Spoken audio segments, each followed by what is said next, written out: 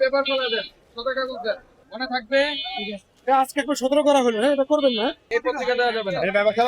হ্যাঁ, এটা ফেলে দিয়ে সাদা কাগজ দেন। তারা বিক্রয়ের সময় অবশ্যই বিক্রয় রসিদ প্রদান করবে, যাতে খুচরা পর্যায়ে এটি এখানে যে দাম কমেছে পাইকারি পর্যায়ে সেটি খুচরা পর্যায়ে তার এফেক্ট পড়ে, এবং পাশাপাশি যদি কেউ বেশি দামে বিক্রি করার চেষ্টা করে বা আপনার বাজার অনৈতিকভাবে ঊর্ধ্বগতি করার চেষ্টা করে, সেক্ষেত্রে আমরা এটা মনিটরিং করতে পারি। আমরা কাপ্তান বাজারে এসে এখানে মাংসের এই দোকানগুলি আমরা দেখলাম, পাশাপাশি আমরা দুইটা রেস্টুরেন্টকেও দেখলাম। তো আমরা রেস্টুরেন্টগুলিকে ধন্যবাদ দিচ্ছি এই জন্য যে তারা হাইড্রোজ ব্যবহার করছে না জিলাপি তৈরিতে।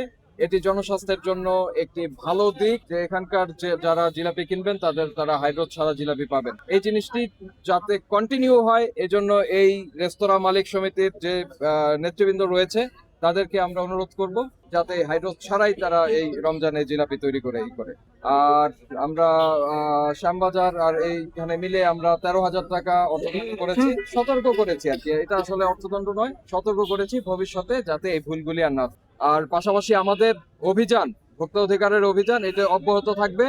আর এই রমজান পুরাটাই থাকবে। তাছাড়া রমজান ছাড়াও আমাদের যে রেগুলার কার্যক্রম রয়েছে সেটি থাকবে।